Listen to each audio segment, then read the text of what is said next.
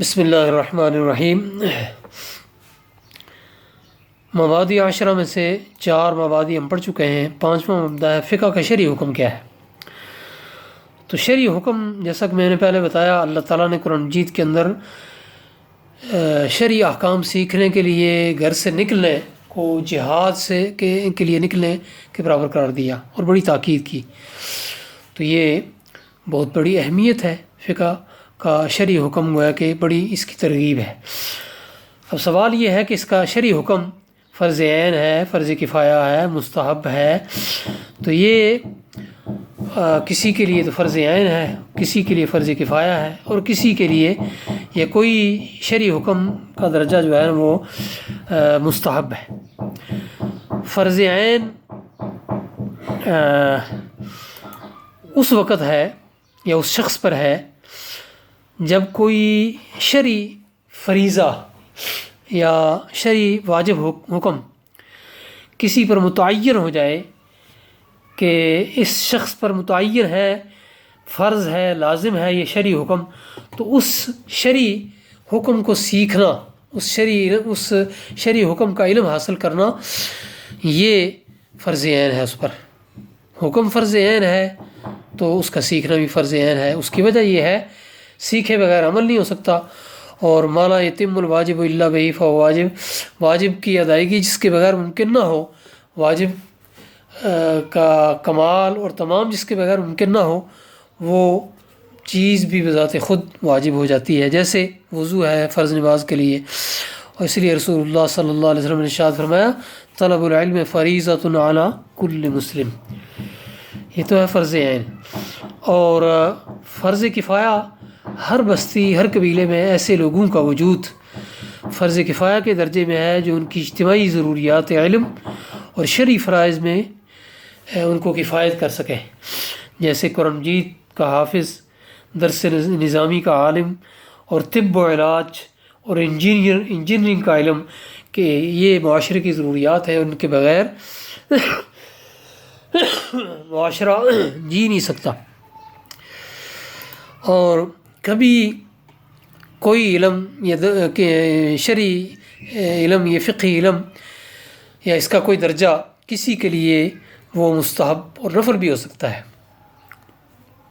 مثلا اسلامی اور عربی علوم میں ریسرچ کرنا اور تحقیق کرنا، جس طرح آپ حضرات ریسرچ کر رہے ہیں، اگرچہ بیشتر لوگوں کا مقصد ریسرچ نہیں ہے، ڈگری حاصل کرنا ہے، لیکن بہرحال یہ ڈگری بھی ریسرچ کے بغیر نہیں دی جاتی۔ اگرچہ کچھ لوگ تھیسس نہیں لکھتے، لیکن بہرحال ریسرچ میتھڈ سکھایا جاتا ہے، اور آپ لوگ ریسرچ کے مرحلے میں ہی ہوتے ہیں۔ چھٹی چیز ہے فقہ کا ثمرہ کیا ہے، فائدہ کیا ہے، اس کی غایت کیا ہے، جس تک پہنچنا مقصود ہے۔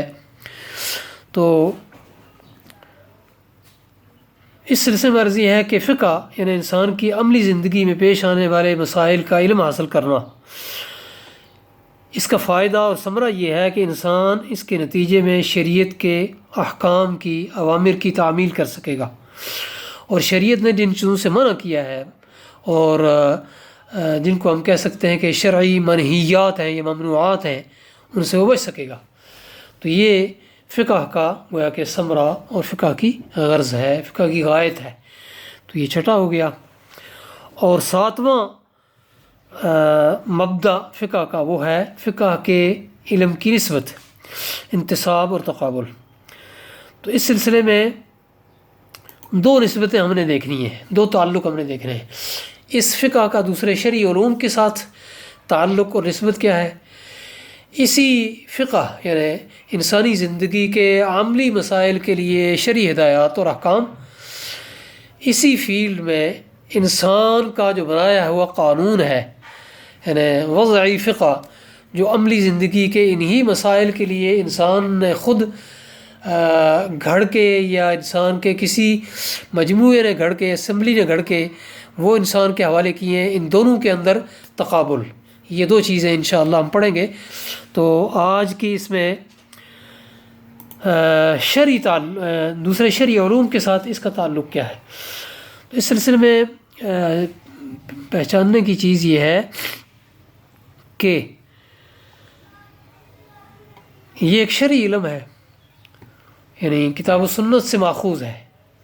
جس طرح دوسرے علوم وہ بھی کتاب و سنت سے ماخوذ ہیں، شرعی علوم ہیں، یہ بھی کتاب و سنت سے ماخوذ ہے، شرعی علم ہے.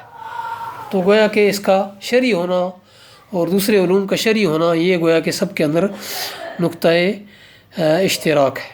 اللہ تعالیٰ مجھے بھی اور آپ کو بھی اپنے شریعت کا فہم نصیب فرمائے، احکام کا فہم نصیب فرمائے اور عمل کرنے کی توفیق دے.